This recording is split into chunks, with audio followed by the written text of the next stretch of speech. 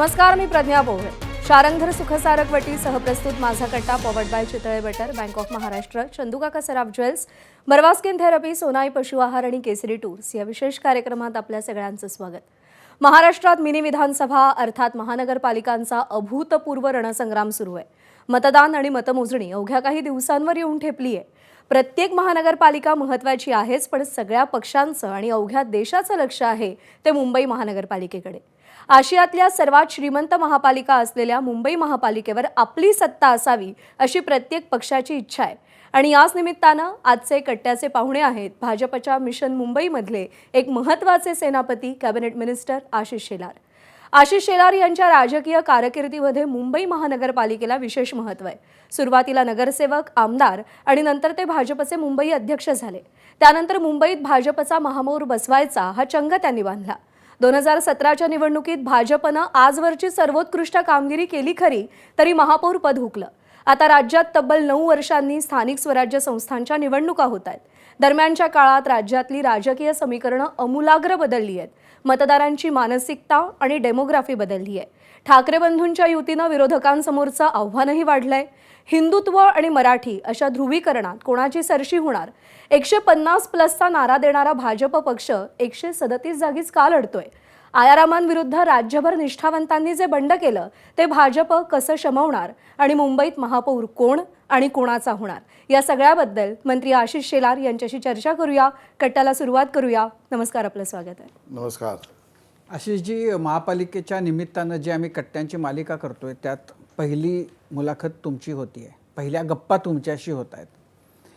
आणि आत्ता जे काही महाराष्ट्रात सुरू आहे आणि खास करून भाजपमध्ये सुरू आहे, तर तुम्हाला काय वाटतं त्याच्याकडे बघून? नाही, म्हणजे तुम्ही उमेदवारीच्या संदर्भात विचारताय. आणखीन दुसरा काय संदर्भ? नाही, अंतर्गत खूप गोष्टी चालू असतात. मग त्याही सांगा आम्हाला. त्या कट्टामध्ये सांगण्यासारख्या ज्या ते सांगेनच मी. पण तुमचा थेट प्रश्न जो आहे त्याचं थेट उत्तर आहे की मी दुःखी आहे. जे काही उमेदवारी, बंडखोरी, प्रदर्शन, सामूहिक ठिकाणी आपल्या भावना व्यक्त करणं, त्यातले शब्द, त्याचे हातवारे, हे खूप वेदनादायी, दुःखी आहे. आणि मला व्यक्तिशः असं वाटतं की माझा पक्ष असा नसावा. म्हणजे तो नाही आहे.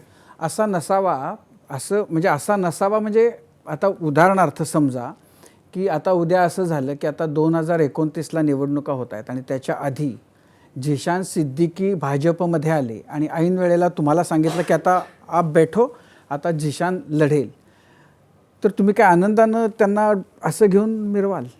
बघा, व्यक्तिशः मला विचाराल तर मी झिशान काय मुळात पक्षाचं करणार नाही, पण केलं तर कोणाचंही नाव मी ॲक्सेप्ट करेन. मी उत्तरासाठी मी म्हणत नाही.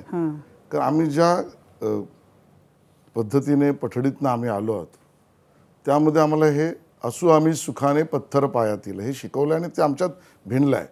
माझा मुद्दा जो होता मगाचा तो हा आहे की ज्या वेळेला आमची व्याप्ती वाढते आहे आणि ती वाढलीच पाहिजे, त्यावेळेला त्याबरोबर आम्ही सगळी जसं पायलट असतो ना, रोज लँडिंग आणि टेक ऑफ करताना तो नेहमी सगळी प्लग्स बघत असतो. हे पुन्हा बघितले पाहिजेत असं मला प्रामाणिकता वाटतं. म्हणजे ज्या पद्धतीनं आता लोकांना मिळेल तिथं म्हणजे नेते गेले आणि जे सापडले त्या सगळ्यांना घेऊन आपल्या पक्षात घेऊन आले, अशी जी स्थिती आहे ती तुम्हाला तितकीशी रुचत नाही आहे? नाही, असं मी म्हटलेलं नाही. माझा मुद्दा असा आहे की आलेल्यांबरोबर सुद्धा संघटनेच्या कार्यपद्धतीत त्यांची सहभागिता करण्यासाठी जो आमचा कार्यपद्धतीचा भाग आहे तो पुन्हा नव्याने नाविन्यपूर्ण रीतीने करायला लागेल. तो आम्ही करूच, त्यातही काही दुमत नाही. माझं स्पष्ट मत आहे की निष्ठावंत किंवा मूळ कार्यकर्त्यावर अन्याय होता कामा नये, पण बरोबरीने सर्वसमावेशक होताना बिलकुल हिम्मत करून निर्णय केला पाहिजे. हे दोन्ही गोष्टी केल्या पाहिजे. नाही, आता असं आहे की म्हणजे हे जे बोलणं आहे आत्ताचं ते दोन्ही डगऱ्यांवर पाय ठेवल्यासारखं आहे. मुळामध्ये तुम्ही ज्यांना घेताय तेव्हा घेताना असं दिसतंय की काही विचारच होत नाही आहे. जोही म्हणजे निवडून येण्याची ज्याच्यामध्ये एवढीशीही शक्यता दिसते आहे त्याचा इतिहास, भूगोल काही न बघता तो यायची त्याची इच्छा असेल तर नसेल तर त्याला जर समजा थोडं काय भय दाखवून जर तो येणार असेल तर असं करून पक्षामध्ये घेतलं जातं आहे. आणि म्हणजे अशी अनेक नावं घेऊन उदाहरणं देता येतील. म्हणजे नाशिकमध्ये जे झालेलं आहे की ज्या नेत्याच्या कुठल्या तरी गुन्हेगाराबरोबरचे व्हिडिओ भाजपच्याच नेत्यांनी व्हायरल केले, तोच नेता तुमच्या पक्षामध्ये येतो आणि त्यालाच नाही 3-3 तिकीटं त्याच्याच कुटुंबात दिली जातात आणि तिथले निष्ठावंत आहेत त्यांना म्हणजे काय म्हणू आपण धुणच धुवायला बसवलं जातं. तर ही जी स्थिती आहे तर ह्याच्यामध्ये म्हणजे याचं गांभीर्य तुमच्यासारख्यांना आहे की नाही? 100% गांभीर्य. मी तुम्हाला पुन्हा सांगेन की आम्ही सातत्याने आमचा होमवर्क परत करावं लागेल. जो कोणी पक्षाची पण मग जबाबदारी असलेली आहे. तुमचा आवाज कमी पडतोय का तुमच्या शब्दाला आता? म्हणजे असं वाटणाऱ्यांना, म्हणजे तुम्हाला म्हणजे मी एकट्या असं नाही म्हणत, पण असं वाटणाऱ्यांना आता पक्षामध्ये किंमत उरलेली नाही आहे का? त्यांच्या शब्दाला आता काही म्हटलं तरी जे करायचे ते हे निर्णय आहेत कुणाचे? नाही, निर्णयाचा भाग मी पण आहे. त्यामुळे मी स्वतःला त्याच्यापासून आयसोलेट करत नाही आहे. पण तुम्ही नित्य सावधान असलं पाहिजे हे म्हणण्यात चूक आहे. पण तुम्ही नित्य सावधान प्रयोग असं म्हणावं करताना- आणि रोज कुठेतरी पडावं यालाही काही अर्थ नाही, नाही असंही ना. काही नाही. सगळेच निर्णय असे नाही आहेत. काही हिमतीने घेतलेल्या निर्णयांमध्ये चूक झाली असेल, चूक होऊही शकते. पण मैदानात क्रिकेटच्या उतरताना बॉल कोणाला तरी माईक गॅटिंगचं नाक घेऊन गेला म्हणून आता मग क्रिकेटच खेळायचं नाही असं नाही होऊ शकत. आणि म्हणून मी म्हटलं नित्य सावधान आणि नित्य प्रयोग दोन्ही करायला लागतील आणि ते आम्ही करू. आणि हे निर्णय ओन करतो आम्ही. मी ओन करतो. मी त्या निर्णय प्रक्रियेचा भाग आहे.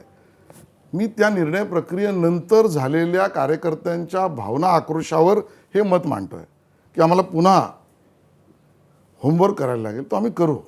नाही, पण होमवर्क करावा लागेल म्हणजे काय करायला पाहिजे? म्हणजे ज्यांना तुम्ही घेतले त्यांना तुम्ही परत बाहेर काढाल निवडणुकीमध्ये? राजीवजी, एक तुम्ही लक्षात घ्या, अन्य पक्षांनी भारतीय जनता पक्ष याच्याकडे म्हणजे मी वेगळ्या अर्थाने म्हणत नाही, वेगळ्या दृष्टीने पाहावंच लागेल. नाही, वेगळा तर राहिलेलाच नाहीये. नाही, वेगळा आहेच. आजही नाही, हे आता काही उदय वेगळा राहील. पण काही उरलेला पण नाही. तुम्ही हे समजून घेतलं पाहिजे, हा एका परिवाराचा पक्ष नाही. तसा संदोपसंधी मीच आता ह्या इथे अंधेरीला आलोय तर अंधेरीत मीच, अंधेरी उदाहरण दाखल म्हणतो ना, तर त्याच्या परत बातम्या होतील, तर मीच अंधेरीचा, आता दुसरा कोणी यायचंच नाही असंही नाही होऊ शकत. आणि म्हणून हा वाहता असला पाहिजे पक्ष. पण त्या वाहत्या पक्षामध्ये ज्या फिल्टर्स आहेत त्या कार्यपद्धतीच्या, विचारधारेच्या, विचारसरणीच्या, विचारधारेतला निर्माण होणाऱ्या उपक्रमांच्या या लागल्याच पाहिजेत. म्हणून पाणी थांबलं नाही पाहिजे, फिल्टर मात्र कंटिन्यू राहिलं पाहिजे. नाही, आता म्हणजे दुर्दैवानं असं आहे तुमच्या सगळ्यांच्या की ते पाणी वाहतं ठेवण्यासाठी तुम्ही जिथं जिथं मिळून गटारी दिसल्या ना त्या सगळ्याचं पाणी तुम्ही त्या वाहत्या पाण्यात आणून सोडलेलं आहे. आणि त्याच्यामुळं तुमचा मुख्य प्रवाह कुठला आणि आता तुमचं काय झालेलं आहे म्हणजे आता ह्याचा शोधच घ्यावा लागेल. जसं इंदूरच्या पाण्याचं झालेलं आहे तसं आता भाजपचं झालेलं आहे की ते म्हणजे अनेकांचे जीव घेऊनच मग कदाचित त्याची काय ते अभ्यास होईल की हे पाणी असं कसं झालं. नाही, मला असं वाटत नाही. कारण आमच्याकडे आंतरव्यवस्था आहे त्यातली. ती अंतर्गत व्यवस्था खूप मजबूत आहे. संघटन मंत्री नावाची आहे, संघटनेची आहे, संघटनेच्या कार्यपद्धतीची आहे, अभ्यास वर्गाची आहे, चिंतनाची आहे, विचार परिवाराची आहे. आणि त्यामुळे आमच्याकडे या सगळ्याच्या अंतर्व्यवस्था मजबूत आहेत. तुम्ही जे मला सांगताय त्याच्यातला भाव मला लक्षात येतो आणि तो मी मान्य करतो. तो असा आहे की तुम्ही काळजीने वागा, तुम्ही विचारपूर्वक वागा, तुमच्याकडनं अपेक्षा आहे, आम्ही ते करू. नाही, माझा प्रश्न असा आहे की ते या पुढच्या काळासाठी झालं. माझा मुळात प्रश्न असा आहे की तुम्ही हे असे सगळे दुनियाभरातले गणंग जे गोळा केलेत आणि पक्षामध्ये घेतलेत तर त्याच्या मागं काय विचार करून तुम्ही हे निर्णय घेतलेत? त्याच्यामध्ये पक्ष असं केल्यानं आपला पक्ष आणखीन सर्वव्यापी होतोय असं तुम्हाला वाटलं का? तुम्हाला इलेक्शन मागून इलेक्शन केंद्रातल्या नरेंद्र मोदींच्या नावानं, महाराष्ट्रामध्ये देवेंद्र फडणवीसांच्या नावानं लोकांनी मतं दिली होती, देत आहेत. तर तुमचा या दोघांच्या बद्दलचा त्यांच्या करिश्म्यावरचा विश्वास कमी झाला आहे का? की ज्यामुळं तुम्हाला ज्यांच्या विरोधामध्ये तुमच्या गाव पातळीवरच्या गल्लोगल्लीतल्या कार्यकर्त्यांनी वर्षानुवर्ष रान उठवलं ज्यांचे करप्शन, ज्यांचं चारित्र्य, याच्याबद्दल ते संघर्ष करत राहिले, त्यांनी तिथं त्याच्यातनं आपला बेस बनवला, तर त्याच गणंगांना तुम्ही ऐन इलेक्शनच्या तोंडावर पक्षात घेऊन आलात आणि फक्त पक्षात नाही घेतलं, तुम्ही त्यांना तिकीटं दिलीत, हे जे निष्ठावान होते त्यांच्या नाकावर टिचून. तर हे करताना तुम्ही काय विचार केलात? ह्या दोघांचं महात्म्य तुमच्या लेखी, पक्षाच्या लेखी कमी झालेलं आहे? तुमचा स्वतःवरचा विश्वास आता पुरेसा उरलेला नाही आहे का? आता असं आहे की म्हणजे बहुमत येण्या इतकंही आपल्याला जिंकून नाही यायचं, आपल्याला पाशवी बहुमत पाहिजे आणि त्यासाठी मिळतील त्यांना आपण बरोबर घ्यायचं, हा विचार आहे. 3-4 प्रश्न तुम्ही एकत्र विचारले, मी 2 टप्प्यातच उत्तर देतो. पहिली गोष्ट तर आमचा कुठलाही निर्णय हा सर्वसमावेशक विचारांनी होतो, एका व्यक्तीचा नाही. दुसरं उत्तर, नरेंद्र मोदीजी आणि देवेंद्र फडणवीस हे आमचं नेतृत्व आहे आणि त्यांच्याच नेतृत्वामध्ये आम्ही सगळ्या निवडणुका लढतो आणि पुढची मार्गक्रमणा करू. त्यातही तडजोड, मुद्दा, चर्चा, प्रश्नचिन्ह हे भाजप काय पूर्ण देशाच्याच मनात नाही. राहिला विषय की पक्षात आम्ही घेतल्याने तिकीट दिले. मुंबईची यादी काढा, 137 तिकीटं आम्ही दिल्या. त्या 137मध्ये 95 तर मंडल, वॉर्ड स्तरावर काम करणाऱ्या कार्यकर्त्यांना तिकीट दिलेत. एक 10-12 विचार परिवारातल्या आमच्या असलेल्या कार्यकर्त्यांना, जे पक्षात कदाचित नवीन जुने असतील.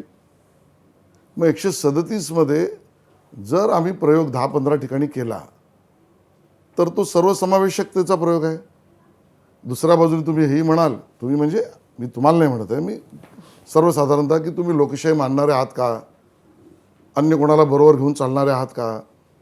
आणि 10-12 प्रयोगात 2 ठिकाणी आम्ही पडूही. मी असा दावा नाही करत की सगळे प्रयोग, म्हणजे मी ह्या 12 उमेदवारांपुरतं म्हणत नाही, मी जनरल सर्वसाधारणतः म्हणतो, ते 2 पडू तर तो लोकशाहीचा भाग आहे, सुधारू. निष्ठावंतांशी तडजोड नाही, पण सर्वसमावेशकतेला नाही म्हणायचं नाही. निष्ठावंतांशी तडजोड नाही म्हणजे काय? जर तुम्ही त्यांना तिकीटच दिली नाहीत आणि तुम्ही ज्यांच्या निष्ठांचा काही जो आता पत्ता नाही, निष्ठावंत अशा- कार्यकर्ता आहे ना, तो त्याचं मूल्यमापन फक्त तिकिटाशी नाही करत. हो, त्यांनी ते आहे ना, तो भाजपचा आतापर्यंत त्याचाच गैरफायदा घेतला जातोय ना, की त्यामुळं ते कधी हेच करत आमचा नाहीत. रत्न आहे, गैरफायदा नाही. नाही, तुम्ही त्यामुळं राजूजी, असं आहे, मला एक सांगू द्या, त्यामुळं असं- मला एक प्रश्न विचारायचा आहे. आपल्या माध्यमातून अन्य लोक येतील त्यांनाही विचारा. माझी तर सदस्य संख्या जाहीर आहे, माझी म्हणजे भाजपची, सॉरी, कारण आम्ही मिस कॉलवर केलेली आहे, त्याचे आकडे आम्ही जाहीर केलेले आहेत. खरं तर दुसऱ्या कुठल्याही पक्षाने त्यांची सदस्य संख्या जाहीर केलेलीच नाही. किती आहे जाऊ देतो विषय. सदस्य संख्येपैकी माझ्या किती लोकांनी इच्छुक म्हणून अर्ज भरले आणि किती लोकांनी इच्छुक म्हणून उमेदवारी घोषित झाल्यानंतर सुद्धा अर्ज भरले? 0.5% पण नाही हो. तरी हेही होता कामा नये. माझ्या वेदना तिथे आहेत. आणि म्हणून माझ्या सदस्य संख्येपैकी इच्छुक 1% पण नसतो आणि त्याच्यापैकी 0.25% पण त्या उमेदवार घोषित झालेल्याच्या विरोधात अर्ज भरणाऱ्यातला असतो. हे आकडे बोलके नाहीत का? आणि त्यातल्या काही उदाहरणं जी नसती झाली तर चांगली, हेही मला मान्य आहे. ते सुधारायला, ते बघायला आम्ही तयार आहोत. यापेक्षा आम्ही डेमोक्रॅटिकली काय वागलं पाहिजे? नाही, मुद्दा असा आहे की आपण ह्याच मुद्द्यावरती खूप राहिलोय, बाकीच्या नाही प्रश्न विचारायचे असतील, पण ज्या पद्धतीनं या खेपेला, या निवडणुकीमध्ये, गेल्या वर्षभरामध्ये तुम्ही अशा लोकांना पक्षामध्ये घेतलं, नुसतं घेतलंच नाही, त्यांना तुम्ही डोक्यावर तुम्ही घेऊन मिरवताय आणि अपेक्षा अशी करताय की ज्यांच्या विरोधामध्ये ज्यांनी खस्ता खाल्ल्यात, लढल्यात, त्यांनीही निष्ठेच्या नावाखाली त्यांना डोक्यावर घ्यावं, मिरवावं. आणि लोकांनीही, ज्या लोकांना, ज्या मतदारांना ह्या सगळ्यांचं चरित्र, चारित्र्य पूर्ण माहिती आहे, त्यांनी आता ते तुमच्या पक्षात आलेत म्हणून त्यांना परत मत द्यावं आणि त्यांना पवित्र करावं. तर ही जी अपेक्षा आहे भाजपची, त्याच्याकडे तुम्ही, म्हणजे इतका आत्मविश्वास आता भाजपमध्ये आला आहे की आम्ही कुणालाही घेऊ आणि तुम्ही त्यांचं सगळं तुम्ही विसरून जा आणि तुम्ही त्यांना आमचे म्हणून मतदान करा. ही जी अपेक्षा आहे, तर ती तिथल्या स्थानिक लोकांनी त्याच्याकडं तुम्ही सांगता म्हणून बघावं का, हा मुद्दा आहे. आणि त्याच्यामध्ये तुम्ही तुमच्याच निष्ठावंतांवर जो अन्याय करताय, केलाय, त्याच्याबद्दल बोलायचं होतं. अर्थात त्याच्याबद्दल कितीही बोललं तरी तुम्ही हे जे आत्ता उत्तर देता त्याच्या पलीकडे काही जाणार नाही. पण मुद्दा आता असा आहे की पुण्यामध्ये तुमच्याच सरकारमधले, तुमचेच उपमुख्यमंत्री असलेल्या अजित पवारांनी काल खूप वेगवेगळे आरोप आणि टीका भाजपवर केली. तर अजित पवारांच्या बरोबरच्या युतीकडं पक्ष म्हणून एक सहकारी मंत्री म्हणून तुम्ही कसं बघता? नाही, राज्यामध्ये आम्ही सहकारी पक्ष म्हणून सत्तेत आहोत, एकत्र राहूच. पुणा महापालिकेमध्ये आम्ही वेगळे लढतो आहोत. त्यांनी मांडलेल्या मुद्द्यांना सडेतोड उत्तर देऊ. पुणे महापालिकेच्या चर्चेमध्ये आमचे नेते देतील, आम्ही सुद्धा देऊ. म्हणजे आपण मतदारांना आता सगळेच राजकीय पक्ष, म्हणजे आज पहिलीच तुम्ही आहात आलेले म्हणून विचारतो, की आपण आता मतदारांना इतकं मूर्ख समजायला लागलो का, की अजित पवार पुण्यात जाऊन भाजप हा हप्तेखोरांचा पक्ष आहे असं म्हणतील आणि तुम्ही असं म्हणायचं की नाही आमचं तिथं आम्ही एकमेकांच्या विरोधात लढतोय म्हणून ते आरोप करतायत, आम्ही इथं एकच आहोत. तर ह्याच्यामध्ये की आपण किती म्हणजे केवढा व्यभिचार वैचारिक ह्याच्यातनं करतोय हे राजकीय नेत्यांच्या लक्षात येत नाहीये का? माझं उलटं म्हणणं आहे, तुम्ही मतदारांवर एवढा अविश्वास का दाखवताय? मतदार राजा जागा हो, निवडणूक ही नांदी आहे. मुजोरांना धडा शिकवण्याची हीच एक संधी आहे, असं आम्ही त्यावेळेपासून बोलणारे आम्ही लोक आहोत. आजही ते बोलतो. तुम्ही मतदारांना असं कमी नका लेखू. मी नाही कमी लेखत, तुम्ही लेखताय आणि तुम्ही आता ते मला मतदार मला त्याचंच उत्तर देऊ द्या. तुमच्या प्रश्नाचं उत्तर मी देतोय. मतदाराला हे कळतं आहे की आघाडीच्या राजकारणामध्ये त्याने कोणाला मत दिलंय, त्याच मतदाराने दिलंय जो विधानसभेला आम्हाला सत्तेत बसवलंय. पुण्यातल्या मतदाराला हे कळतं आहे की आम्ही वेगळे का लढतोय आणि ते आमच्यावर का आरोप करतायत. मला वाटतं मतदारांना एवढा हुशार कोणीच नाही, आम्ही नाही. आणि मग मतदार त्याला मूर्ख म्हणण्याचा प्रश्नच नाही. माझं म्हणणं, त्या वेळेच्या निर्णयावर मतदार आपलं मत प्रतिक्रियारूपी देतो, मतदानातून देतो. आमचं चुकलं तर आमच्या विरोधात देईल, आमचा निर्णय बरोबर असेल तर आमच्या बाजून देईल. नाही, काय झालंय की म्हणजे महाराष्ट्रात तर खास करून विरोधी पक्ष इतके विस्कळीत झालेले आहेत आणि त्याचा इतका फायदा महाराष्ट्रातली युती घेते. म्हणजे काल अजित पवारांनी हे बोलून दाखवलं की 70,000 कोटीचा सिंचन घोटाळा केल्याचे आरोप करणारे जे होते त्यांच्याबरोबर आज मी सत्तेत आहे. तर असं आहे की याच्यातून एक तर त्यावेळेला म्हणजे ते तर लोकांना उल्लू बनवतायत किंवा तुम्ही तरी लोकांना उल्लू बनवलं की ज्यांनी हे आरोप केले होते आणि हे आरोप करून परत आज त्यांच्याबरोबर सत्तेमध्ये बसताना तुम्हालाही काही वाटत नाही आणि त्यांनाही काही वाटत नाही. मुळामध्ये ज्यांच्या विरोधामध्ये आपण लढत आलो त्यांना परत म्हणजे इतका आत्मविश्वास का ढळला हा परत त्या मगाशच्याच प्रश्नावर आपण आलो की तुम्हाला ज्यांच्या विरोधात सगळी हयात गेली लढण्यामध्ये त्यांना घेऊन निवडणूक परत लढावीची एकत्र असं वाटावं, सत्ता करावी अशी वाटते. तुम्हाला या गोष्टीचा पश्चाताप आहे की अजित पवारांना आपण घेतलं बरोबर? मी तुम्हाला एक सांगू का, माझं उत्तर तुम्हाला पटणार नाही. आज तेवढा वेळही नाही त्या विश्लेषणावर चर्चा करण्याची. महाराष्ट्राच्या राजकारणात मी मागेही तुमच्याशी एकदा बोललो होतो. 2014 नंतर एक वेगळा पट रचला जातो आहे. तो नैसर्गिक पण आहे. त्याच्यावर काम करणारी काही नेते मंडळी, समाज, कार्यकर्तेही आहेत. आता ह्या हायबर्नेशन पिरियडमध्ये ज्या घडणाऱ्या घटना ह्या त्या टप्प्यावरच्या दृष्टीपथास येतात. समजा आघाडी असेल, म्हणजे आमची महायुती असेल, त्यांची आघाडी असेल, त्यात असलेले पक्ष असतील, मुख्यमंत्री झालेला असेल, उपमुख्यमंत्री झालेला असेल, या सगळ्या टप्प्याटप्प्यातनं महाराष्ट्राचं राजकारण आत्ता वेगळ्या दिशेने जात आहे. हे मी सर्वसाधारण म्हणतो, मी एका व्यक्तीला डोक्यासमोर ठेवून म्हणत नाही आहे. आणि त्या प्रवाहातला हा काही टप्पे आहेत. पुढच्या टप्प्यात तुम्ही बघाल. पण आशिषजी, मग तो सिंचन घोटाळा झाला होता की नाही? भाजपचे एक ज्येष्ठ नेते म्हणून तुमचं मत काय? न्यायालयासमोर सिद्ध होईल. अहो पण आता तर ते आहेत ना सत्तेत. पण तुम्ही सिद्ध होण्याची वाटही नाही सिद्ध बघितली. होण्याची अजून लोकशाहीमध्ये कायदेशीर प्रक्रिया कुठली आहे? मग असं वाटत नाही का की त्यांना सत्तेत उपमुख्यमंत्री म्हणून घेताना महाराष्ट्राच्या जनतेचा विचार करून की होऊ द्या सिद्ध, मग आपण ही युती करू, असं पण करता आलं महाराष्ट्रातल्या असतं? जनतेनेच ताई मतदान केलं, आघाडीच्या बाजूने त्यात ते होते आणि आम्हाला सगळ्यांना मिळून मॅन्डेट दिलंय. म्हणून मी म्हटलं की महाराष्ट्राचा मतदार हा खूप हुशार आहे, आपण त्याला कमी लुखया नको. आणि म्हणून मी ते विधानही केलं, ज्या दिवशी आम्ही चुकू आम्हालाही तो धडा शिकवेल. आणि त्यामुळे आज त्याचं मॅन्डेट क्लिअर आहे. नाही, पण आता तुम्ही खूप पॉलिटिकली करेक्ट उत्तर देताय. थोड्या वेळापूर्वी रवींद्र चव्हाण जे प्रदेशाध्यक्ष आहेत भाजपचे, ते म्हणाले, मी भाषणात म्हणाले, मी मुख्यमंत्र्यांना वारंवार सांगत होतो की यांना घेताना विचार करा. असं तुम्ही काही सांगितलं होतं का मुख्यमंत्र्यांना? कारण जेव्हा ते बैलगाडी भरून पुरावे होते तेव्हा तुम्ही याच पक्षात होते. मला जे म्हणायचं ते मी चव्हाणांना सांगितलं.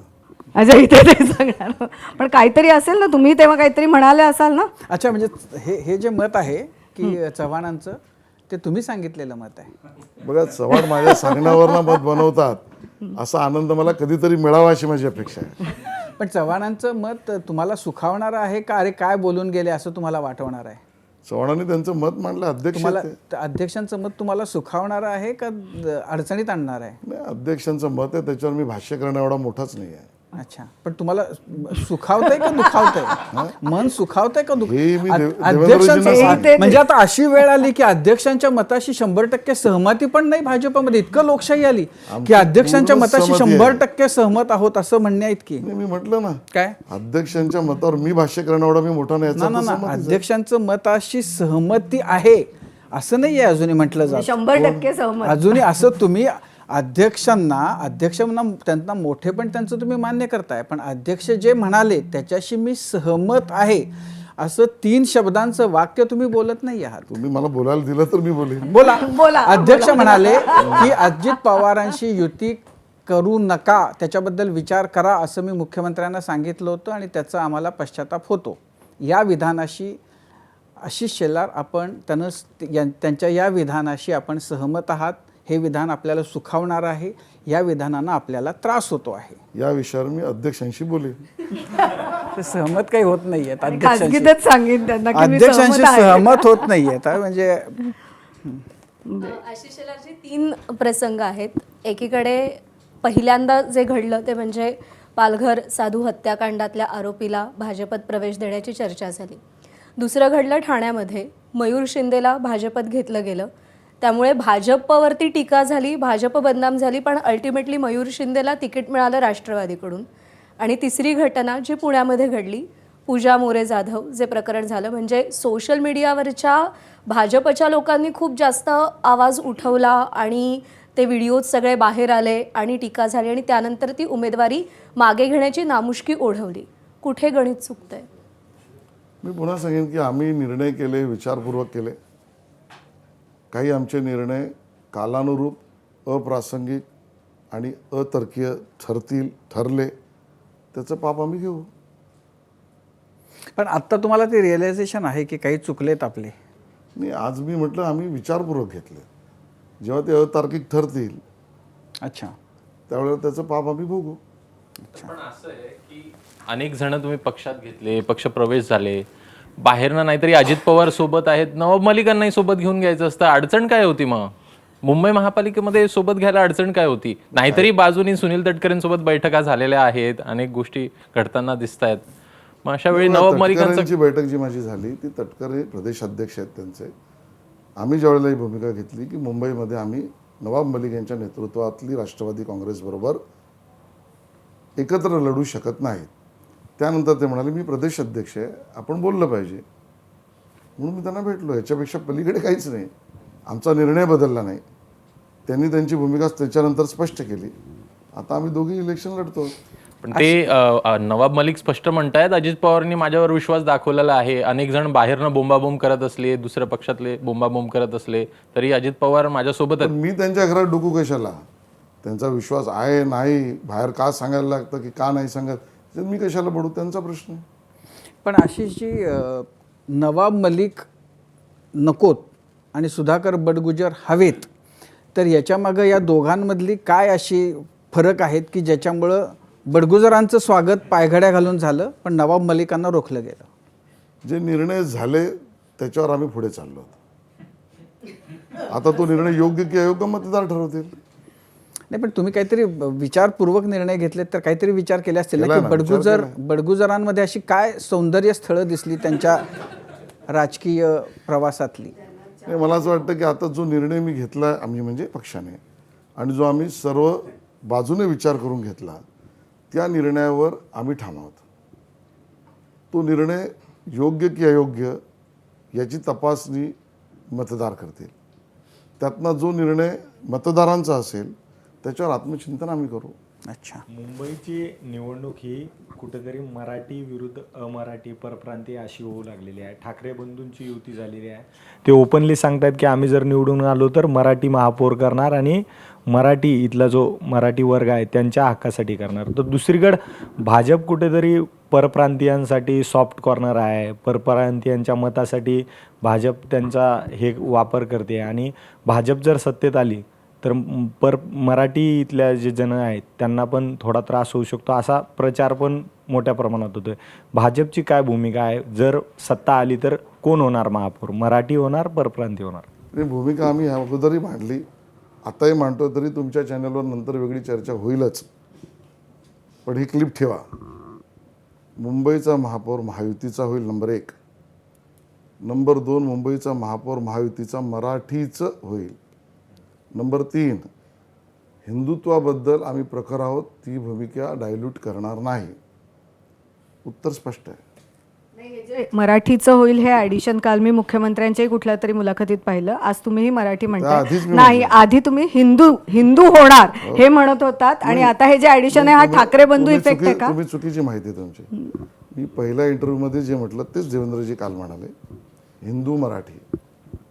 आणि हा शब्दप्रयोग पहिला मीच केला, हिंदू मराठी. होय.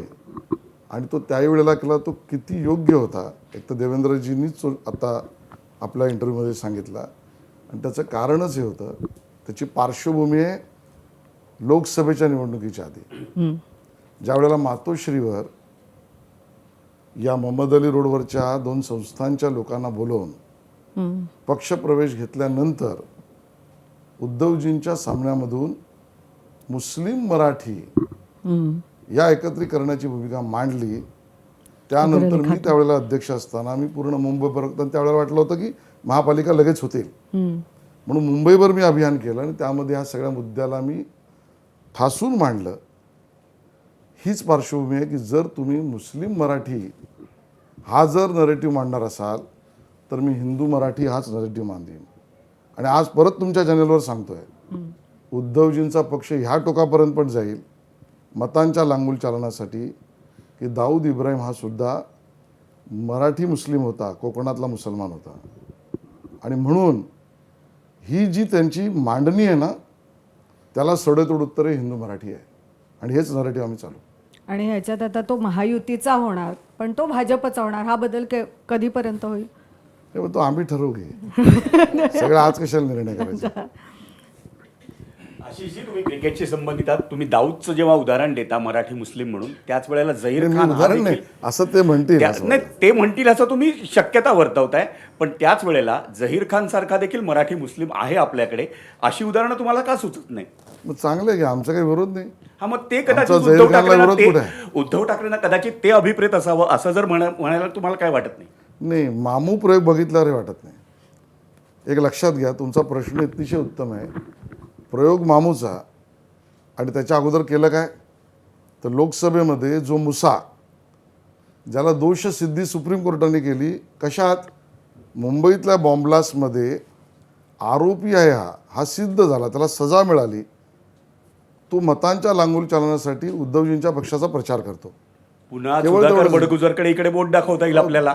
मुद्दा असा आहे की मुंबईच्या बॉम्बलास्टमध्ये दोषसिद्धी आता परत तो मला डायव्हर्जन आहेच ना करायचं त्याचा नाही. संबंध याच्याशी. माझा मुद्दा वेगळा आहे. माझा मुद्दा भाजपने मराठी मुस्लिम असा केलेला नाही ना. कोणीही पक्षात येऊ दे तरी आमच्या हिंदुत्वाशी तडजोड नाही ना. आम्ही हिंदू मराठीवरनं घसरलो नाही ना. मुद्दा इथे आहे. उद्धवजी तुम्ही हे का केलं? याकूब मेमनला ज्याने बॉम्बलास्ट केला, न्यायालयाने सजा दिली, सर्वोच्च न्यायालयाने दिली, त्याची कबर तुम्ही मुख्यमंत्री असताना सजली. चला, तुमचं दुर्लक्ष होतं. केवळ तेवढंच नाही, ज्या काँग्रेसच्या मंडळींनी त्याला फाशी देऊ नका म्हणून क्षमा याचनापत्र बनवलं, त्या काँग्रेसच्या बरोबर तुम्ही सत्तेत बसलात. म्हणून दाऊद इब्राहिमची भीती आहे. असं भाजपने काही केलेलं नाही. आम्ही ना विचारधारेशी कॉम्प्रोमाइज केला आहे, ना राष्ट्रवाद, ना हिंदुत्ववाद, याच्याशी आमची तडजोड नाही. आशिषजी, तुमची ही जी रेस आहे ज्यामध्ये तुम्हाला पुढे यायचं आहे, तिथं रेस अशी होती आहे की 66 महाराष्ट्रामध्ये बिनविरोध निवडून आलेत. पहिलं तर लोकशाहीमध्ये बिनविरोध निवडून आले. सॉरी 70च्या आसपास आकडा गेला आहे. 70 जण बिनविरोध निवडून आले. त्यातल्या त्यात योगायोग असा आहे की सत्ताधारीच सगळ्यात जास्त आहेत. म्हणजे 44-45 भाजपचे आहेत. शिंदे शिवसेनेचे जवळपास 21 नगरसेवक बिनविरोध निवडून येतात. मग अशामध्ये मतदारांनी त्यांच्या मतदान ID वोटर IDचं करायचं काय? डोंबिवलीमध्ये तर 20 प्रभागांमध्ये मतदानच होणार नाही. मग त्या मतदारांचं काय? या रेसमध्ये तुम्ही डायरेक्ट रेसच संपून टाकली असं तुमच्यावर इतका आरोप बालिश होतो. प्रश्न आहे. संजय राऊत आरोप करतायत की 5-5 संजय कोटी राऊतच दिलेत म्हणून. बालिश आहे, तो सोडून द्या.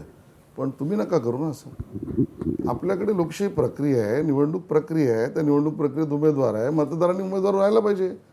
आज जर मतदारांच्या या निवडणूक प्रक्रियेत कोणी बिनविरोध येत असेल तो आज पहिल्यांदा आलाय का? अशी काही पहिल्यांदाच घटना घडते का? मला वाटतं की फार तुम्ही संजय राऊतला सिरियसली नका घेऊ. आयोगानं पण चौकशी लावली आहे राहू दे ना. प्रकरणामध्ये. चूक आयोगानं असेल पण तर समोर लावलं. येईल. माझं म्हणणं आहे की चूक असेल तर समोर येईल. संजय राऊत यांना मतं मिळत नाहीत म्हणून बातम्या मिळवायच्या असतात. याच्यापेक्षा दुसरं काय आहे? हे सगळं तुम्हाला इथं महाराष्ट्रात नैसर्गिक वाटतंय. 2018ला पश्चिम बंगालमध्ये का वाटलं नाही नैसर्गिक? तिथेही सत्ताधारी तृणमूल काँग्रेसने जवळपास 30-34% स्थानिक स्वराज्य संस्थांच्या जागा बिनविरोध काढल्या. तुम्ही थेट सुप्रीम कोर्टापर्यंत गेलात आणि सुप्रीम कोर्ट म्हणाले की जे तिथं निवडणूक आयोग आहे, निवडणूक आयोग बघेल. तुम्हाला तिथं आक्षेपार्ह वाटतं आणि महाराष्ट्रात मात्र ते माझं योग्य म्हणणं वाटतं. ज्याला आक्षेपार्ह वाटतंय ना त्यांनी जावं ना न्यायालय तिथे. पण सुप्रीम कोर्टाने तेच सांगितलं की उमेदवार आम्ही येऊ द्या, कुठे त्याला विरोध नेत्यांनी केला? येऊ नये. तिथल्या सोयींदो अधिकाऱ्यांना म्हणून- तेच सांगितलं सुप्रीम कोर्टाने. म्हणून त्याच्या पुढचं सांगतो. म्हणून आम्ही निवडणूक आयोगावर शंका नाही घेतल्या ना. आज जो प्रकार चालू आहे ना, नाही तिथेही निवडणूक आयोगावरच त्याचंच आक्षेप घेतला उत्तर तुम्ही. देतोय. त्याचंच सुप्रीम उत्तर कोर्टाला सांगितलं तुम्ही, विनंती त्याचंच केली. उत्तर देतो. उत्तर ऐकायची मनस्थिती तर ठेवा की ज्या ठिकाणी सुप्रीम कोर्टात गेल्यावर आम्ही निवडणूक आयोग चोर आहे, भ्रष्ट आहे, जगभरात जाऊन निवडणूक आयोगाच्या विरोधात नाही बोललो आम्ही. सर्वोच्च न्यायालयाने दिला आदेश, मान्य केला. हेच मिसिंग आहे. आणि इथे शहरी नक्षलवाद आहे. माझा मुद्दाच आहे. न्यायालय म्हणालं न्यायालय खोटं, सर्वोच्च न्यायालय म्हणालं सर्वोच्च न्यायालय खोटं, निवडणूक आयोग म्हणालं ते काम करत नाही, इथल्या एजन्सीज बरोबर नाहीत, इथल्या मतदार याद्या योग्य नाहीत, इथले मीडिया कोणी असो हे अयोग्य आहे. या पद्धतीचं नरेटिव्ह, आज तो मुद्दा नाही पण तो तुम्ही विचारला म्हणून सांगतो. या शहरी नक्षलवादाच्या विरोधातली लढाई आमची आहे. आणि आता पुन्हा इकडे येऊया. ज्यांना असं वाटतं ना, बरं आता निवडणूक आयोगाने स्वतःच चौकशी नेमली, मग आता निवडणूक आयोगाचं कौतुक करा ना. एका बाजूला त्या विरोधात बोलायचं, दुसऱ्या बाजूला आयोगाने चौकशी लावली तर तो मुद्दा आमच्या विरोधात वापरायचा. दोन्ही बाजूने चालायचं. असं कसं होईल? असं काय झालं की 150+ नारा देणारा भाजप 137वर थांबला? नाही, 150+ महायुती हा आमचा नारा होता. कुठलीही तुम्ही बातमी काढा किंवा तुमच्याकडे क्लिप्स असतील तर काढा. 150+ महायुती हा पोरखेळ पण आदित्य ठाकरेंनी केला होता तेव्हा आमच्यावर असताना. तो तेव्हा रिलेव्हंट प्रश्न होता की आम्ही जेव्हा युतीत होतो ना 14ला 150+ शिवसेना आणि तोंडावर पडले. आम्ही नाही केलं असं. आम्ही 150+ महायुतीचा नारा आहे आणि त्याच्या पुढे जाऊ आम्ही. राज ठाकरेंच्या बाबतीत नेमकं काय झालं? तुमचं आणि राज ठाकरेंचं खूप सख्य आहे असं आम्ही सातत्यानं पाहिलंय, ऐकलंय. का राज ठाकरेंना यावेळी सोबत नाही घेऊ शकलात? लोकसभेला बिनशर्त पाठिंबा देणारे राज ठाकरे आज तुमच्या विरोधात शड्डू ठोकून उभे राहिले. हा त्यांना प्रश्न विचारा. आणि मुळात त्यांच्या पक्षाला हे ठणकावून कोणीतरी विचारलं पाहिजे. मी तर सांगतोच आहे, कधीतरी एक सूत्र भूमिका घ्या. कधीतरी एकदा पक्ष काढायचा भावाच्या विरोधात, तेव्हा मराठी माणूस नाही, मराठी माणसाचा विषय नाही.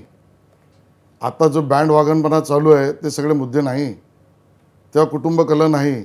चला घेतली भूमिका, मग भावाच्या विरोधात मुद्द्यांवर पक्ष घेतला, मग रंग बदलला झेंड्याचा, कारण रंग बदलून मतांची आवश्यकता होती.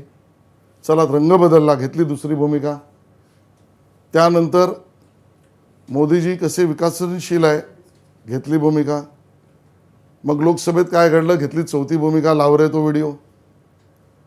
मग त्याच्यानंतर पुन्हा आमच्याबरोबरची भूमिका आणि त्यानंतर पुन्हा ज्या भावाविरुद्ध बंड केलं किंवा व्यवस्थेविरुद्ध बंड केलं किंवा अंतर्गत बंड केलं त्याच्याशी परत युती.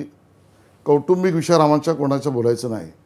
एक राजकीय पक्षात राज ठाकरेजी तर एक सरळ भूमिका तर घ्या. मतदार कसा तुमच्यावर भरोसा ठेवेल? तुमच्यावर ठेवला ना त्यांनी, ज्या अजित पवारांविरुद्ध राष्ट्रवादी विरोधात तुम्ही इतका प्रचार केला, बरोबर आहे. त्यांना तुम्ही बरोबर घेतलं, बरोबर. मतात लोकांनी ठेवला.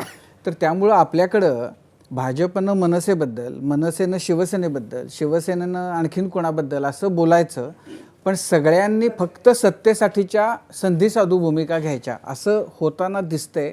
असं तुम्हाला वाटत नाही? बिलकुल वाटत नाही मला. दोघांची तुलनाच होऊ शकत नाही. याचं कारण असं आहे, पुन्हा मी तेच सांगतोय, मतदार हा राजा आहे, तो हुशार आहे. त्यालाही कळतं कोणाला बघायचं, कोणाचं भाषण ऐकायचं आणि कुठे मत द्यायचं. आणि म्हणून भाषण करणाऱ्याला वाटतं की मलाच मतं मिळणार, हेही चुकीचं आहे. आणि न काम करता सुद्धा मतं मिळतात, हेही चुकीचं आहे. तुमच्या लेखी जास्त चुकीचं काय आहे? राज ठाकरेंनी उद्धव ठाकरेंबरोबर जाणं का भाजपनं राष्ट्रवादी बरोबर जाणं? मतदारांनी निर्णय करताना काही चुकू नये एवढंच मी म्हणेन. नाही, या दोघां आपण आता थोडं मतदारांना बाजूला ठेवू. आशिषजी, तुमच्यासाठीचा प्रश्न आहे हा, तुमच्यासाठीचा प्रश्न आहे की या दोन्हीमधलं जास्त गैर लोकांच्या दृष्टीनं काय आहे? तुम्हाला काय चुकीचं वाटतं? राज ठाकरेंनी उद्धव ठाकरेंबरोबर जाणं का भाजपनं राष्ट्रवादी बरोबर जाणं? पहिला ऑप्शन. राज ठाकरेंनी उद्धव ठाकरेंबरोबर जाणं जास्त चुकीचं आहे. हो, 100%. आणि राष्ट्रवादीला सोबत घेणं आता चुकीचं बरं, नाही. कारण काय संदर्भासह स्पष्टीकरण द्या किंवा सकारण स्पष्ट करा. या कारण एक प्रश्नाचं- भूमिकाच नाही त्यांची. अच्छा, तुमची आहे. बिलकुल आहे. आम्ही आमच्या भूमिकेत तडजोड केली नाही, आमच्या विचारधारेत तडजोड केलं नाही. अरे, एक आणखी मिनिट काय? ऐकून घ्या. कोणी आला आमच्या बरोबर, नाही उत्तर घेत नाही तुम्ही आमच्यावर कोण आलं म्हणून आम्ही 370 सोडलं, राम मंदिर सोडलं, आम्ही काशी कॉरिडॉर सोडला, आम्ही SIR सोडलं, यातलं काही सोडलं नाही, सगळ्यांवर- NRC सोडलं, नाही सोडलं. आम्ही CA सोडलं, नाही सोडलं. त्यामुळे आम्ही कॉम्प्रोमाइज केलं नाही, पण सगळ्यांवरचे भ्रष्टाचाराचे आरोप संपले ना. त्याच्याचे सगळ्यांना cases एकदम ज्या चालू आहेत. स्वच्छ, सगळ्यांची वस्त्र एकदम स्वच्छ झगझगीत चारित्र्यानं अशी बघा, हा झळाळून निघणारी narrativeचा झाली. भाग जरूर आहे. न्यायालयातल्या केसेस संपल्या, एक मिनिट, न्यायालयातल्या केसेस संपल्या, इन्व्हेस्टिगेशन बंद झाल्या, त्यातल्या काही लोकांना विचारा. त्यामुळे भारतीय जनता पक्षाने आपल्या विचारधारेशी, कार्यक्रमाशी कधीच कॉम्प्रोमाइज केला नाही. आणि राज ठाकरे, उद्धव ठाकरे दोषी जास्त याचं कारण त्यांनी काकाची आणि त्यांनी वडिलांची विचारधारा सोडली, कार्यक्रम सोडला, उपक्रम सोडले, म्हणून ते जास्त दोषी आहेत. अच्छा. आशिष शेलारजी, आत्ता पुणे महानगरपालिकेमध्ये 2 राष्ट्रवादी एकत्र आल्या, त्यांची युती झाली आणि दुसरीकडे तुम्ही अजित पवारांसोबत सत्तेमध्ये आहात.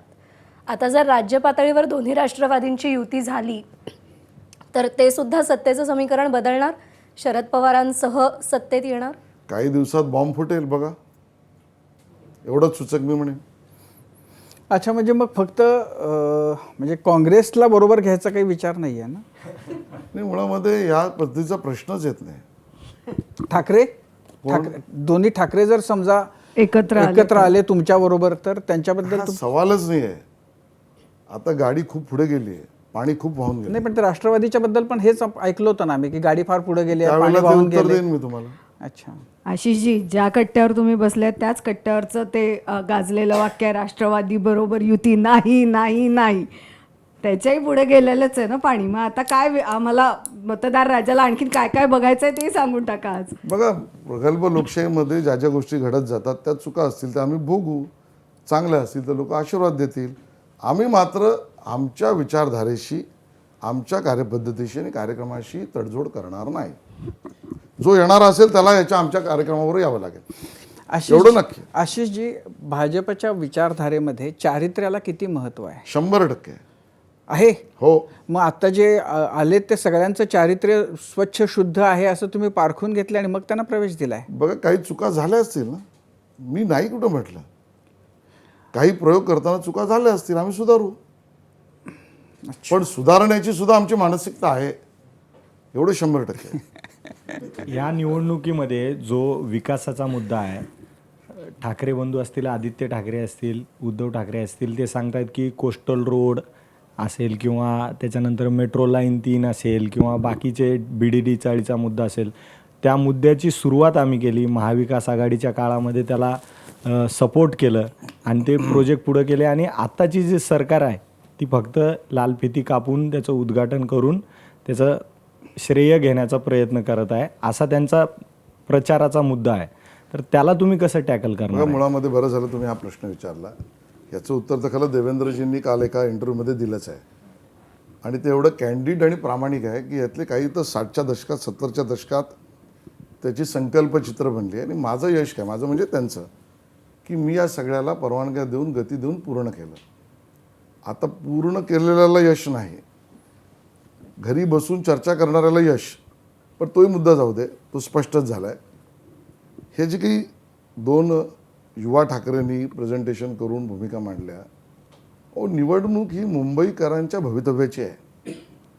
मुंबईच्या 1,40,00,000 किंवा त्याच्या दरम्यान असलेल्या मुंबईत राहणाऱ्या नागरिकांची आहे.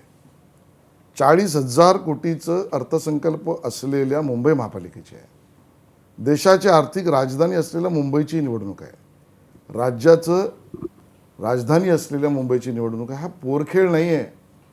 ह्या 2 पोरांनी केलेला हा पोरखेळ त्यांना वाटतोय का? का तो एक प्रयोग चालू होता की कुटुंब रंगलंय काव्यात, तसं 2 कुटुंबांचं चाललंय, हे मुंबईचं चाललंय निवडणूक. आणि मग तुम्ही जी काही चर्चा करताय ना, 700 फुटाचं देऊ, अहो तुम्हाला माहिती आहे का त्यासाठी BMC ॲक्टमध्ये बदल करायला लागतो. तो BMC ॲक्टमधला बदल नगरविकास विभागाला करायला लागतो. तो नगरविकास विभाग एकनाथ शिंदेंकडे आहे. तो सभागृहात मंजुरीला लागतो. तो सभागृहाचा नेता आज देवेंद्र फडणवीस आहे. 1,500 रुपये लाडकी बहिणाला दिले म्हणून आम्हीही देऊ. कुठल्या योजनेतनं देऊ? तो आणणार कसा? अर्थसंकल्पामध्ये असलेला 1 रुपया तो व्याजात किती पैसे जातात, भांडवली खर्चात किती जातात आणि प्रकल्पांवर किती जातात, याचं काही नियोजन आहे का? हा पोरखेळ वाटतोय का त्यांना? मग कालचं जे काही झालं होतं ना, पोरखेळ आहे. आणि मग मुंबईकर याच्यावर भरोसा ठेवणार नाहीत. पण ते विकास प्रोजेक्ट आहेत त्याबद्दल काय? दिलं पहिल्यांदा उत्तर तुम्हाला. देवेंद्रजी स्वतःच म्हणाले ही मेहनत मी केली, गती मी केली, आणि त्याला श्रेय देणार नाही तर कोणाला देणार? मी म्हटलं केबिनमध्ये बसणाऱ्यांना देणार, घरी बसून राजकारण करणाऱ्यांना देणार. अहो मी तर सांगतो, कोस्टल रोडचा मुद्दा आज एका वर्तमानपत्रात ते आलंही आहे. ह्या कोस्टल रोडला सगळ्या परवानग्या देवेंद्रजींनी, केंद्र सरकारने, मोदीजींनी दिल्याच. NGTची एक ऑर्डर होते, ज्याला राष्ट्रीय हरित आयोग आपण म्हणतो, तो असा होता की इथे जो निघणार भरावानंतर येणारा जो मोकळा भूखंड आहे तो मोकळाच राहायला पाहिजे, बांधकामाविनाच असला पाहिजे, असं हमीपत्र द्या. भराव टाकताना हे हमीपत्र NGTने मागितलं. पाठपुरावा करून विधानसभेत प्रश्न विचारून सुद्धा उद्धवजींची महापालिका, उद्धवजी मुख्यमंत्री, येणारा हा कोस्टल रोडच्या बाजूचा मोकळा भूखंड हा निवासी नाही, अनिवासी नाही, वाणिज्यिक नाही, कुठल्या बांधकामासाठी नाही, कुठल्या व्यावसायिक कामासाठी वापरणार नाही, असं हमीपत्र उद्धवजींनी दिलं नाही. कारण काय? काय काळभैरव होतं? क्रेडिटची भाषा करता ना. मग हमीपत्र तुम्ही का नव्हतं? तुमच्या मनात काय होतं? तो भूखंड कोणा व्यावसायिकाला द्यायचं होतं का? आज आमचं सरकार आलं, आम्ही त्या ठिकाणी गार्डन्स करतोय, ओपन स्पेस क्रिएट करतो. आणि त्यामुळे आम्हाला शिकवू नये उद्धवजींनी किंवा आदित्यजींनी. प्रत्येक मुद्द्यावर 5 बोटं त्यांच्याकडे येतील. काम केलं म्हणून आम्ही मतं मागतो. आशिषजी, ह्या सगळ्या कामांमध्ये असं कोणतं काम आहे की ज्याचं झाल्याचं तुम्हाला आतून खूप आनंद, समाधान वाटतं? कोणतं सगळ्यात महत्त्वाचं काम? बघा, खूप काम आहेत, पण मला 2 कामं ठळक मांडावी लागतील. म्हणजे माझ्या मते, कारण कामं एवढी आहेत. मेट्रो आहे, एक्वा मेट्रो आहे, टर्मिनल क्रूज आहे, पासून सगळं आहे. मला व्यक्तिशः, कारण माझं बालपण, मी सच्चा मुंबईकर असल्यामुळे मी शाळेत सुद्धा ट्रेनने जायचो. आणि उपनगरीय रेल्वेत जो झालेला बदल आहे ना, अहो मी पाहिलं आहे राजीवजी, प्लॅटफॉर्मची हाईट आणि डब्याची खालची पातळी याच्या गॅपमध्ये ज्याला पाय टाकता येत नाही त्या आमच्या भगिनी फरफटत गेलेल्या मी पाहिलं आहे. कदाचित त्यामुळे असेल, हे काम लक्षात आलं नसेल लोकांच्या, पण त्या गॅपसुद्धा जवळजवळ कमी, शून्य करून तिथनं अपघात थांबले. एस्केलेटर, लिफ्ट, दिव्यांगांची सोय, उपनगरीय रेल्वेच्या डब्याची व्यवस्था पूर्वीची आणि आताची, मला वाटतं खूप मोठं काम केंद्र सरकारने केलं. मग माझ्या दृष्टीने महत्त्वाचं काम. दुसरं, मुंबई शहर हे जगाच्या दृष्टीने महत्त्वाचं शहर आहे आणि भारताच्या दृष्टीने आणि महाराष्ट्राचं तर आहेच. इथे IIM नव्हतं, जगाचा व्यवसाय इथे होता, पण इंडियन इन्स्टिट्यूट ऑफ टेक्नॉलॉजी होती, but Indian institute of management नव्हतं. आज IIM 1.5 वर्षापूर्वी सुरू झालं. आज क्रिएटिव्ह इंडस्ट्री मुंबईत आहे, म्हणजे फिल्म्स असो, ते अगदी आपण ज्या रील्सची चर्चा करतो, पण जगात भारताचे आयबॉल्स क्रिएटिव्ह किंवा ज्याला आपण डिजिटली म्हणू याला बघणारे आहेत. पण नेतृत्व जगाकडे आज IICT Indian institute of creative technology मुंबईत सुरू झाली. मला वाटते 2-3 गोष्टी मला खूपच भावलेल्या आहेत. अन्य आहेतच, पण ह्या मला वाटतं नोंद केल्या पाहिजेत अशा मी मांडल्या. पण तुम्हाला असं वाटतंय खरंच की म्हणजे तुम्ही इत्ता 2-3 गोष्टी सांगितल्या, गेल्या काही दिवसात अनेक गोष्टींचा उल्लेख होतो, यांनी मुंबईकरांचं म्हणा किंवा MMR रिजनमधल्या लोकांचं जीवनमान सुधारलंय त्याच्यासाठीच प्रयोग आहे. दिसतंय तुम्हाला? म्हणजे मला वाटतं बदल अजूनही आहेच. ट्रॅफिक मधली फरफट तशीच आहे, अजूनही ट्रेन मध्ये होणारे मला असं वाटतं किड्यामुंग्यांसारखे जे मृत्यू आहेत. एक्वा मेट्रोने जातात त्यांना तुम्ही विचारा, किंवा पेडर रोडला जो राहतो, किंवा गिरगावात जो राहतो, किंवा चिरा बाजारला जो राहतो, त्याच्याशी तुम्ही चर्चा करा. आणि आज इतरांचं काय? 9 मेट्रो जेव्हा पूर्ण होतील त्याची कनेक्टिव्हिटी, त्यावेळेला अख्ख्या मुंबईला विचारा. तो टप्प्याटप्प्याने चालू आहे. तोच मुद्दा आहे आशिषजी. मुद्दा हा आहे की आता 3 मेट्रो लाईन सुरू झालेल्या आहेत, त्याच्यासाठी असंख्य रस्ते खोदलेले आहेत, ट्रॅफिक जॅम होत आहे, ते ठीक आहे, सगळं आपण सामान्य माणसं सहन करतोच आहे. पण तुम्हाला राजकारण्यांना खरंच वाटतं आहे का की आत्ताचा मुंबईकर किंवा आत्ताचा MMR रिजनमधला राहणारा माणूस खरंच काय म्हणायचं सुखकर आयुष्य जगतो आहे का? त्याच्या सुखात वाढच होईल, ती सुरुवात झाली. म्हणून एक सिलिंग झाला तर मला बांद्र्यावरनं आता मंत्रालयात यायला 12 मिनटं लागतात. त्या 12 मिनटाचं ट्रॅफिक सावरकर मार्गापासून पुढपर्यंत किती रिलीज झालं, हेच वर्सोवा पूर्ण झाल्यावर होईल, हेच मीरा भाईंदर झाल्यावर पूर्ण होईल. आणि ते सुरू झालं आहे. हे संकल्प चित्रात नाही त्यांच्यासारखं, हे सुरू झालं आहे. आणि म्हणून अटल सेतू फक्त BPT-पर्यंत आला असं नाही, तो एल्फिस्टनपर्यंत यायला काम सुरू झालं आहे. आणि म्हणून मला असं वाटतं की या कामाची गती यावरच आम्ही लोकांचं मतं मागतो. आणि म्हणून आमचा मतं मागण्याचा मुद्दा स्पष्ट आहे. संस्कृती आणि स्वप्न दोघांची पूर्तता महायुती भाजप. प्रथा परंपरा आणि विकास दोघांचा रस्ता महायुती भाजप. आणि विरासत से विकास तक मोदीजींनी दिलेला नारा म्हणजे भाजप आणि महायुती. 2017 साली तुम्ही एकटा लढला होता, यावेळेस शिवसेनेला देखील सोबत घेत आहे. जागा वाटपावर मोठ्या प्रमाणात चर्चा होताना दिसल्या, पण अधिक जागा कुठंतरी मिळाल्यात शिवसेनेला, अशा प्रकारे देखील चित्र जे आहे ते भाजपमध्ये आपल्याला दिसतं आहे. याकडे कशा प्रकारे बघताय? कारण की अनेक जण नाराज झालेत, बंडखोर देखील समोर येताना दिसलेले आहेत. कुठेतरी शिवसेनेला अधिक जागा गेल्यात आणि भाजपनं कुठेतरी नमती भूमिका मुंबईमध्ये घेतली, असं सगळं ते चित्र समोर येताना दिसतंय. बघा, आमच्या मीडियाच्या मित्रांकडून हे बोलणं खायची आम्हाला सवय झाली आहे. आम्ही जागा कमी दिल्या असं 90पेक्षा, तर तुम्ही पाशवी आहात असंच मित्रांना दाबता. आता जागा दिल्या तर तुमच्यात नाराजगी आहे. दोन्ही ऐकायची सवय आम्हाला. पण म्हणून सांगतो तुम्हाला, हा निर्णय योग्य निर्णय झालेला आहे. ज्या जागांवर महायुतीत ते जिंकू शकतात ते तयार लढत आहेत, ज्यात आम्ही जिंकू शकतो आम्ही लढतो.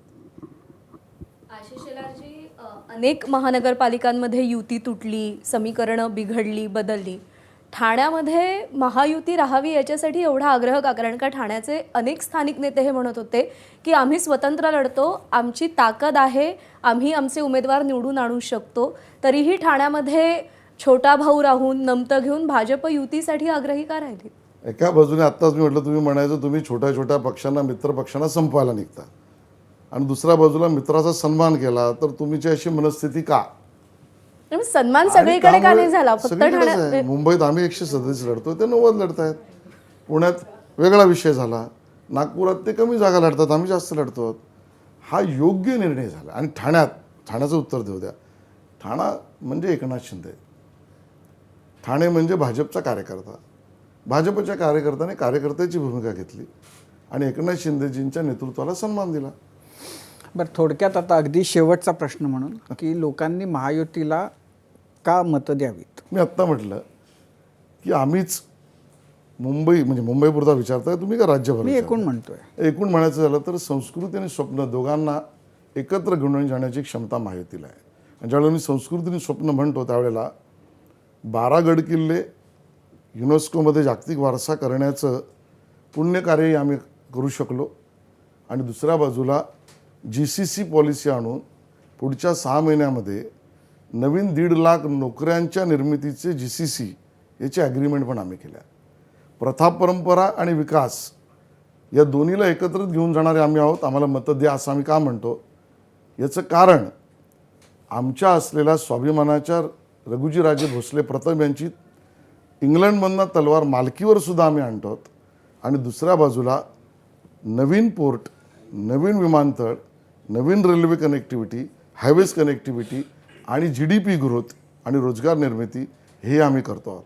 आणि म्हणून या दोन्ही गोष्टी करण्याची क्षमता अन्य कुठल्याही विरोधकांमध्ये नाही. आणि हे बोलण्यापुरतं नाही, केलं आहे आणि आता पुढचा रोडमॅप मांडतो आहोत. आणि म्हणून नम्रतेने आम्ही मतं मागतो. आशिष शेलारजी, चौपाटीवर जाऊन भेळ खाणं सगळ्यांना आवडतं, नागरिकांना तर खूप आवडतं, पण ज्यावेळी राजकारणाची भेळ होते त्यावेळी त्या भेळीतल्या तिखट मिरच्या, कडू शेंगदाणे आणि लिंबाच्या बिया व्यवस्थेबाहेर फेकायच्या कशा हे सुद्धा मतदारांना योग्य पद्धतीनं माहिती असतं. हे मला असं वाटतं सगळ्या पक्षांना याची जाणीव असेल. सध्या मुंबई मेरी जान म्हणण्याचा ट्रेंड आहे सगळ्या राजकीय पक्षांमध्ये.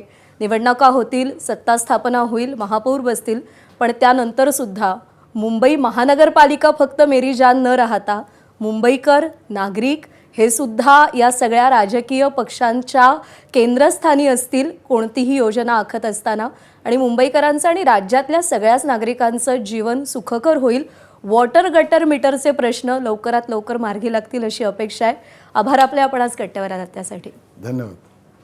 आणि यासोबतच शारंगधर सुखसारक वटीसह प्रस्तुत माझा कट्टा powered by Chitale butter, bank of Maharashtra, चंदूकाका Saraf jewels, बरवा स्किन थेरपी, सोनाई पशु आहार आणि केसरी टूर्स या विशेष कार्यक्रमात आता इथेच थांबूया. प्रत्येक बातमीच्या अपडेटसाठी पाहत रहा ABP माझा.